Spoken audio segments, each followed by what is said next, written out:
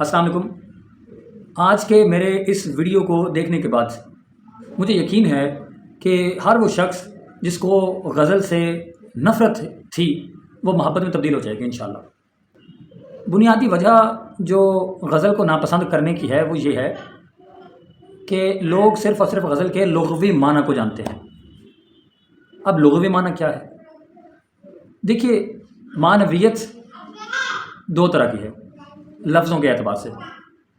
یا تو کوئی لفظ اپنے حقیقی معنی میں استعمال ہوتا ہے یا کوئی لفظ اپنے مجازی معنی میں استعمال ہوتا ہے۔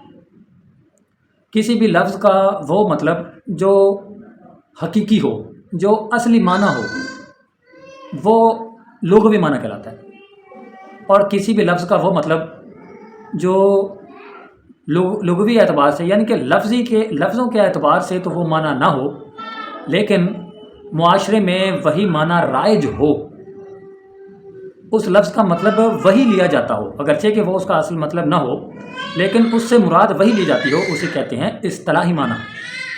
مثال کے طور سے ہم ایک محاورہ استعمال کرتے ہیں کہ میں نے اسے دیکھا تو اس کا پتا پانی پانی ہو گیا۔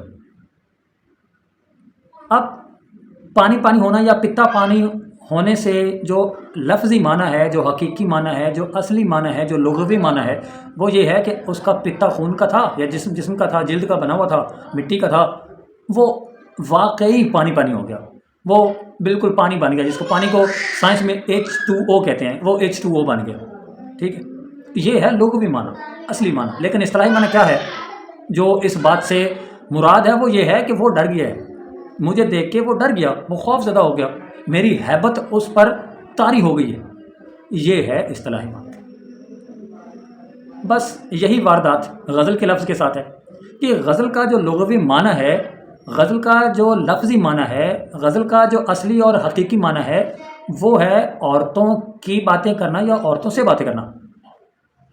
اسی معنی کو پیش نظر رکھتے ہوئے لوگ یہ طے کر لیتے ہیں کہ یار غزل کوئی اچھی چیز نہیں ہے، اشعار کا ایسا مجموعہ ہے جس میں صرف اور صرف عورتوں سے متعلق بات چیت ہوتی ہے، اس لیے وہ غزل سے متنفر ہے۔ حالانکہ جس طرح پتا پانی پانی ہونا اپنے اصلی معنی کے ساتھ استعمال نہیں ہوتا، اسی طرح غزل بھی ایک ایسا لفظ ہے جو اپنے اصلی معنی کے بجائے مجازی معنی میں استعمال ہوتا ہے، اور اس کا جو مجازی یا غیر حقیقی معنی ہے وہ یہ ہے کہ مختلف کیفیات کو اشعار کی شکل میں بند کرنا اور ان اشعار کو اکٹھا کر لینا غزل کہلاتا ہے۔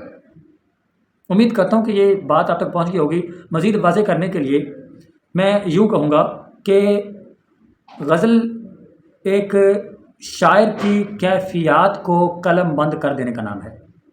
مثال کے طور سے میں ایک شاعر ہوں اور میں بیٹھا ہوا سوچ رہا تھا کہ اگر میری موت واقع ہو جائے تو کیا ہوگا۔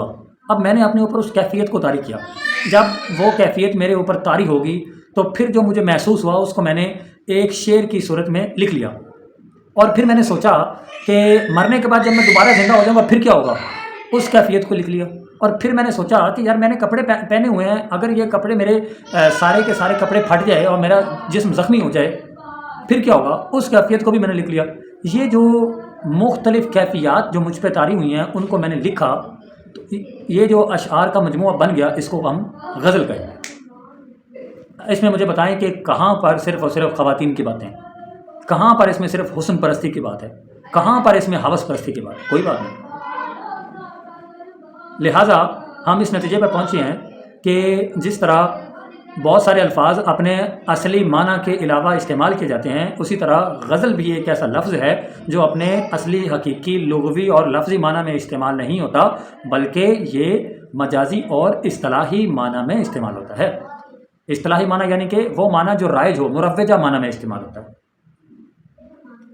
امید کرتا ہوں کہ میں اپنا پیغام پہنچا چکا ہوں گا۔ اگر کوئی کمی بیشی رہ گئی ہے تو آپ کامنٹ میں وہ مجھے رائے کے طور پہ یا اصلاح کے طور پہ کہہ سکتے ہیں، وہ بتا سکتے ہیں۔ اس طرح میری بھی اصلاح ہوگی اور میرے علم میں بھی اضافہ ہوگا۔ مجھے اچھا لگتا ہے جب آپ لوگ اپنی رائے دیتے ہیں۔ میرا ایک شعر ہے اپنا جو آپ سب کی نظر ہے، آپ کی نظر کرتے ہوئے شعر یوں کہوں گا کہ اختلاف رائے تو گویا ہے حسن گفتگو، اختلاف رائے تو گویا ہے حسن گفتگو، گفتگو کے حسن کو حق ہے بڑھایا کیجیے۔ اب تک کے لیے اتنا ہی، انشاءاللہ ملیں گے اگلے ویڈیو میں نئے خیال اور نئے الفاظ کے ساتھ۔ میں علی رضا کامل اجازت چاہتا ہوں، خدا حافظ۔